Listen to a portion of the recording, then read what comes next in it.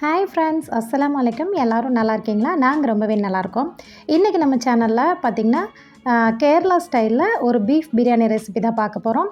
ரொம்ப மைல்டான மசாலா பொருட்கள் கொடுத்து ஃப்ளேவர் எல்லாம் ரொம்ப சூப்பராக ரொம்ப ஈஸியாக செய்யக்கூடிய ஒரு ரெசிபி. வாங்க இது எப்படி செய்கிறது அப்படிங்கிறத பார்த்துடலாம். இது செய்கிறதுக்கு நான் ஃபஸ்ட்டு குக்கர் தான் நான் ஸ்டவ் ஆன் பண்ணி வச்சுருக்கேன். இதில் நம்ம இப்போ தேவையான அளவு ஆயில் ஹீட் பண்ணிக்கலாம். ஆயிலை நான் சேர்த்திட்டேன். நம்ம இப்போ ஆனியனை ஃப்ரை பண்ணி எடுக்க போகிறோம். ஸோ அந்தளவுக்கு ஆயிலை நம்ம சேர்த்திக்கலாம். பாருங்கள், நான் இந்த அளவுக்கு, அதாவது நான் இப்போ 1/2 கிலோ பிரியாணி தான் செய்ய போகிறேன். அதாவது 1/2 கிலோ அரிசி, 1/2 கிலோ கறி எடுத்திருக்கேன். ஸோ ஒரு 4 இல்லைன்னா 5 நல்ல பெரிய சைஸில் நீங்கள் வெங்காயம் எடுத்திங்கன்னா கரெக்டாக இருக்கும். அதாவது 1/2 கிலோவுக்கு மேலே நீங்கள் வெங்காயம் எடுத்துக்கோங்க. நல்லா ஸ்லைஸ் பண்ண வெங்காயத்தை ஆயில் ஹீட் ஆன உடனே உள்ளே சேர்த்திக்கிறேன். சேர்த்துட்டு நம்ம ஃப்ரை பண்ணி எடுத்துக்கலாம். வெங்காயம் நல்லா கலர் சேஞ்ச் ஆகி நல்லா கோல்டன் ப்ரௌன் கலர் வர வரைக்கும் நம்ம ஃப்ரை பண்ணி எடுக்கணும். அப்போ தான் உங்களுக்கு கன்சிஸ்டன்சியும் டேஸ்ட்டும் நல்லாயிருக்கும். பாருங்கள், இந்த அளவுக்கு நல்லா ஃப்ரை ஆகி வந்தோடனே நம்ம வெளியே எடுத்துடலாம். இதை விட ஒரு ஸ்டெப்பு நீங்கள் அதிகமாக விட்டிங்கன்னா கூட கரிஞ்சிரும். இப்போ இந்த குக்கரில் இருக்கக்கூடிய எக்ஸ்ட்ரா ஆயிலை ஒரு பவுலில் நான் தனியாக எடுத்திருக்கேன். இப்போ இதில் லைட்டாக ஆயில் மட்டும் இருக்குது. இப்போ நம்ம இதில் மற்ற ஐட்டம்ஸ் எல்லாம் சேர்த்துக்கலாம். இது கூட ஸ்லைஸ் பண்ண ஒரு பெரிய வெங்காயத்தை சேர்த்துக்கிறேன். நீங்கள் சின்னதாக இருந்தால் 2 கூட சேர்த்துக்கலாம். இது கூட வாஷ் பண்ணி வச்சுருக்கிற 1/2 கிலோ பீஃபையுமே நான் சேர்த்துக்கிறேன். நான் ஈரல், எலும்பு எல்லாம் சேர்ந்து மிக்ஸ் ஆன மாதிரி தான் எடுத்திருக்கேன். இது கூடவே ஒரு 6-7 பச்சை மிளகாய், கூடவே ஒரு மீடியம் சைஸ் முழு பூண்டு ஃபுல்லாகவே உரித்து அதையுமே எடுத்துருங்க. இஞ்சி ஒரு 2 இஞ்சி பீஸ் ஒரு 2 பீஸ் எடுத்துக்கோங்க. அதையுமே ஃபுல்லாக அரைக்காமல் க்ரஷ் பண்ணி நான் உள்ளே சேர்த்திருக்கேன். கூடவே ஒரு கொத்து கருவேப்பிலை சேர்த்துருக்கேன். பழுத்த தக்காளி பழமாக ஒரு 3 எண்ணம் அதையுமே கட் பண்ணி சேர்த்துருக்கேன். கொஞ்சமாக மல்லி இலை, புதினா இலை அண்ட் ஒரு லெமன் ஜூஸ் எடுத்து வச்சுருக்கேன். அதில் பாதி மட்டும் நான் உள்ளே சேர்த்திருக்கேன். ஒரு 3 டேபிள் ஸ்பூன் போல் தயிர், கூடவே இந்த கறி வேகிற அளவுக்கு உப்பு, ஒரு 1/4 டீஸ்பூன் போல் மஞ்சத்தூள், 1 டீஸ்பூன் போல் கரம் மசாலா தூள். கரம் மசாலா தூள் நம்ம வீட்டிலேயே ரெடி பண்ணாதான். அதையும் சேர்த்திட்டு நல்லா கரண்டியோ இல்லை கையோ வச்சு நல்லா ப்ரெஸ் பண்ணி அந்த மசாலா, அந்த கறி எல்லாமே ஒன்றா சேர்க்குற அளவுக்கு நல்லாவே மிக்ஸ் பண்ணி விட்டுருங்க. நல்லா மிக்ஸ் பண்ணி விட்டதுக்கப்புறம் நம்ம இதில் கொஞ்சமாக நம்ம தண்ணி சேர்த்துக்கலாம். அதாவது நம்ம மசாலா அரைச்ச மிக்ஸி ஜார் இருக்கும் இல்லைங்களா, அதை லைட்டாக அலசி எடுத்து நான் ஒரு 1/2 டம்ளர் மட்டும் போல் தண்ணி சேர்த்துக்கிறேன். சேர்த்திட்டு குக்கர் மூடி போட்டு ஒரு 1/2 மணி நேரம் குக்கர் ஸ்டவ் ஆன் பண்ணாமல் வெளியிலே இருக்கட்டும். கறி நல்லா ஊறி வரும். இதுக்கு மேலே நம்ம தண்ணி எதுவும் சேர்க்க தேவையில்லை. இந்த கேப்பில் பார்த்திங்கன்னா நம்ம ரைஸை ஊற வச்சிடலாம். நான் இன்றைக்கி இந்தியா கேட் பாஸ்மதி ரைஸ் தான் எடுத்திருக்கேன். இது கரெக்டாக 1/2 மணி நேரம் நல்லா 2 தடவை கழுவிட்டு கரெக்டாக ஒரு 20 இல்லைன்னா 25 நிமிஷம் அவ்வளோ ஊற வச்சிங்கன்னா போதும். 1/2 மணி நேரத்துக்கு மேலே ஊறக்கூடாது. ஊற வச்சு நீங்கள் தண்ணியை நல்லா ஃபில்ட்ரு பண்ணி ஒரு ஓரமாக எடுத்து வச்சுருங்க. நீங்கள் இதுக்கு பதிலாக ஜீரக சம்பா அரிசி கூட எடுத்து யூஸ் பண்ணலாம். ரொம்ப ஃப்ளேவராகவும் ரொம்ப டேஸ்ட்டாகவும் இருக்கும். ஆனால் நான் இன்றைக்கி பாஸ்மதி ரைஸில் செய்கிறேன். இப்போ நம்ம 1/2 மணி நேரத்துக்கு அப்புறம் அந்த கறியை நம்ம வேக போட்டுட்டோம் பக்கத்து ஸ்டவ்வில். இன்னொரு ஸ்டவ் நம்ம ஆன் பண்ணிவிட்டு ஒரு குக்கரோ இல்லை ஒரு பாத்திரமோ வச்சுக்கலாம். இப்போ நம்ம ஃப்ரை பண்ணோம் இல்லைங்களா, ஆனியன் ஃப்ரை பண்ண அந்த ஆயிலிருந்து கொஞ்சமாக நம்ம சேர்த்துக்கலாம்.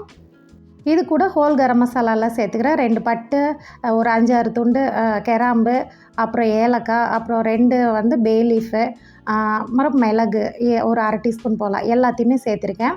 சேர்த்துட்டு நான் 1 மடங்கு நம்ம அரிசி எடுக்கிறோம் அப்படின்னா அதுக்கு கண்டிப்பாக 4 மடங்கு அளவுக்கு தண்ணி சேர்க்கணும். சேர்த்துட்டு கூடவே தேவையான அளவு உப்பு, கொஞ்சம் போல் மல்லி, புதினா. ஏன் இந்தளவுக்கு நம்ம தண்ணி வைக்கிறோம் அப்படின்னா அப்போ தான் உங்களுக்கு நல்லா பாயில் ஆகி வரும்போது ரைஸ் குழையாமல் இருக்கும். பாருங்கள், இப்போ மூடி போட்டு நான் வச்சுட்டேன். இப்போ தண்ணி நல்லா கொதித்து வந்துருச்சு. இந்த ஸ்டேஜில் நம்ம ரைஸை உள்ளே சேர்த்திடலாம். அதாவது 25 நிமிஷம் ஊற வச்சு தண்ணியை நல்லா வடித்து வச்சுருந்தேன். அந்த ரைஸை நம்ம உள்ளே சேர்த்திடலாம். ரைஸ் உள்ளே சேர்த்துனதுக்கப்புறம் நம்ம மூடி போட்டு க்ளோஸ் பண்ணக்கூடாது. உங்களுக்கு கரெக்டாக ஒரு 6லேருந்து 7 நிமிஷத்துக்குள்ளே உங்களுக்கு வெந்து வந்துடும். ஃபுல்லாக பாயில் ஆகக்கூடாது. கை வச்சு அதாவது கட் பண்ணி பார்த்திங்கன்னா உங்களுக்கு உடஞ்சி வரும். பாருங்கள், இந்த அளவுக்கு கரெக்டாக நான் 6 நிமிஷம் மட்டும் வச்சுட்டு நான் இந்த தண்ணியை அப்படியே நான் வடிச்சிட்றேன். வடித்து எடுத்துகிட்டு பார்த்திங்கன்னா உங்களுக்கு ரைஸ் நல்லா உதிரி உதிரியாக இருக்கும். பாருங்கள், எவ்வளோ சூப்பராக வந்திருக்கு. இதை லைட்டாக மட்டும் ஒரு கரண்டி வச்சு மிக்ஸ் பண்ணி விட்டுருங்க. அவ்வளோதான். இது ஒரு ஓரமாக வச்சிடலாம், ஆறி வரட்டும். அதுக்குள்ளே நம்ம கறி வெந்து வந்திருக்கும். கறி எப்படி இருக்குது அப்படிங்கிறத ஓப்பன் பண்ணி பார்த்துடலாம். பாருங்கள், கறி இந்தளவுக்கு வெந்து வந்திருக்கு. கொஞ்சமாக உள்ளே அந்த மசாலாவோட தண்ணியுமே இருக்குது. கறி வெந்திருக்கா அப்படிங்கிறத செக் பண்ணிக்கோங்க. உப்பு, காரம் எல்லாமே நீங்கள் டேஸ்ட் பண்ணிக்கோங்க. காரம் பத்தலைன்னா நீங்கள் பெப்பர் பவுடர் சேர்த்துக்கலாம். இப்போ இந்த மசாலா தண்ணியை நான் கொஞ்சமாக எடுத்து வச்சுருக்கேன். மீதி வந்து இவ்வளோ தண்ணி நமக்கு தேவையில்லை, அதாவது அந்த மசாலா வந்து கிரேவி இவ்வளோ தேவையில்லை. ஸோ கொஞ்சமாக நம்ம ஸ்டவ் ஆன் பண்ணி வச்சு வற்ற வச்சுக்கலாம். ஓரளவுக்கு நமக்கு வந்து செட் ஆகி வரும். பாருங்கள், இந்த அளவுக்கு செட் ஆகி வந்தோடனே நம்ம ஃப்ரை பண்ணி வச்சுருக்குறோம் இல்லைங்களா, அந்த ஆனியனை எடுத்து கொஞ்சமாக போட்டுக்கலாம். போட்டு நல்லா மிக்ஸ் பண்ணி விட்டுக்கலாம்.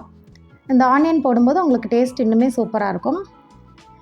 இப்போ எல்லாம் வற்றி வந்தோடனே நம்ம ஸ்டவ்வை ஆஃப் பண்ணிடலாம். இப்போ அந்த பீஃப் கிரேவி மேலே நம்ம வந்துட்டு நம்ம வேக வச்ச ரைஸை வந்து நம்ம ஃபஸ்ட் லேயராக நம்ம கொடுத்துக்கிறோம்.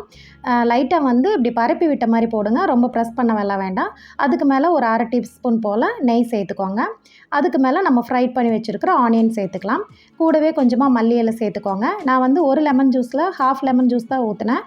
மீதி ஹாஃபில் வந்துட்டு லைட்டாக உப்பு ப்ளஸ் கொஞ்சமாக ஃபுட் கலர் சேர்த்து ஆட் பண்ணி வச்சுருக்கேன். அதையுமே லைட்டாக சேர்த்துக்கோங்க. அவ்வளோதான். இதுக்கு மேலே திரும்ப எகெயின் 2வது லேயராக நம்ம ரைஸ் சேர்த்துக்கலாம். திரும்பவும் அதே மாதிரி தான் நம்ம வந்து ஃபுட் கலர் சேர்த்துக்கிறோம் அண்டு நெய் சேர்த்துக்கலாம். எனக்கு வந்து 3 லேயராக வந்து போட முடிஞ்சுது. லாஸ்ட் லேயரில் மட்டும் நம்ம அந்த கிரேவியோட அந்த வாட்டர் எடுத்து வச்சுருக்குறோம் இல்லைங்களா, அதை நம்ம உள்ளே சேர்த்திடலாம். டேஸ்ட்டும் ஃப்ளேவரும் ரொம்பவே நல்லாயிருக்கும். நான் வந்து 1/2 கிலோ கறி எடுத்துருக்கிறனால எல்லாமே வந்து நான் கீழேயே விட்டுட்டேன். இதே நீங்கள் 1 கிலோ அதுக்கு மேலே செய்கிறீங்க அப்படின்னா கறியுமே நீங்கள் பாதி எடுத்து வச்சுட்டு கூடவே வந்துட்டு கறியுமே 2-3 லேயராக நீங்கள் சேர்த்துக்கலாம். நல்ல ஃப்ளேவராக ரொம்ப சூப்பராக இருக்கும். அவ்வளோதாங்க. எல்லாத்தையுமே ஊற்றிட்டு நம்ம வந்து குக்கரை மூடி வச்சுக்கலாம். இப்போ ஸ்டவ் ஆன் பண்ணிவிட்டு ஃபுல்லாக, அதாவது நல்லாவே லோ பண்ணிடலாம். லோ ஃப்ளேமில் வச்சுட்டு ஒரு 15 மினிட்ஸ் மட்டும் அப்படியே விட்டுருங்க. அதுக்கப்புறமா நீங்கள் ஸ்டவ் ஆஃப் பண்ணிவிடுங்க. ஆஃப் பண்ணிவிட்டு ஒரு 10 மினிட்ஸ் கழிச்சிட்டு நீங்கள் ஓப்பன் பண்ணி பார்த்தீங்கன்னா உங்களுக்கு ரைஸ் வந்து நல்லா சூப்பராக செட் ஆகி வந்திருக்கும். பாருங்கள், இப்போ நான் எல்லாத்தையுமே செட் பண்ணி எடுத்துக்கிறேன். இப்போ ஸ்டவ் ஆன் பண்ணி வைக்க போகிறேன். இந்த அளவுக்கு நல்லா லோ ஃப்ளேமில் வச்சுக்கோங்க. 15 மினிட்ஸ் கழிச்சிட்டு அதுக்கப்புறம் ஒரு 10 மினிட்ஸ் கழித்து ஓப்பன் பண்ணுறேன். பாருங்கள், எந்த அளவுக்கு சூப்பராக நல்லா பொலன்னு நல்லா ஃப்ளேவராக இருக்குது பாருங்கள். அவ்வளோதாங்க, நம்மளுக்கு கேரளா ஸ்டைல் பீஃப் பிரியாணி நமக்கு சூப்பராக ரெடி ஆகிடுச்சு. இதோட டேஸ்ட் வந்து நமக்கு நார்மல் சாப்பிட்ற பிரியாணியோட காரசாரமாக அந்த மாதிரி இருக்காது. பட் ஃப்ளேவர் நல்லாயிருக்கும். உள்ள அந்த பீஃப் தொக்கோட அந்த ரைஸ் சாப்பிட்றதுக்கு ரொம்பவே நல்லாயிருக்கும். அடிக்கடி கிளறி விடாமல் இந்த அளவுக்கு மெதுவாக பக்குவமாக எடுத்துகிட்டு நீங்கள் இந்த மாதிரி போட்டுக்கோங்க. சாப்பிட்றதுக்கு ரொம்ப மைல்டாக ரொம்ப நல்லாயிருக்கும். இது கூட அப்பளம் அண்ட் வந்துட்டு குக்கும்பர், ஆனியன், தயிர் வச்சு சாலட் மாதிரி செஞ்சு சாப்பிட்லாம். ஊறுகாய் வச்சுக்கலாம். இது கூட மின்ட் சட்னி கூட வச்சுக்கலாம். ரொம்ப நல்லாயிருக்கும். ஓகே ஃப்ரெண்ட்ஸ், இந்த ரெசிபி உங்களுக்கு பிடிச்சிருந்ததுன்னா கண்டிப்பாக லைக் பண்ணுங்கள். நம்ம சேனல் ஆஹா வேர்ல்டை இப்போ தான் ஃபஸ்ட் டைமாக பார்க்குறீங்கன்னா நம்ம சேனல் ஆஹா வேர்ல்டை சப்ஸ்கிரைப் பண்ணுங்கள். இதே மாதிரி ஈஸியான டேஸ்டியான ரெசிபியோட எல்லாருமே மீட் பண்ணுறேன். தேங்க்ஸ் ஃபார் வாட்சிங்.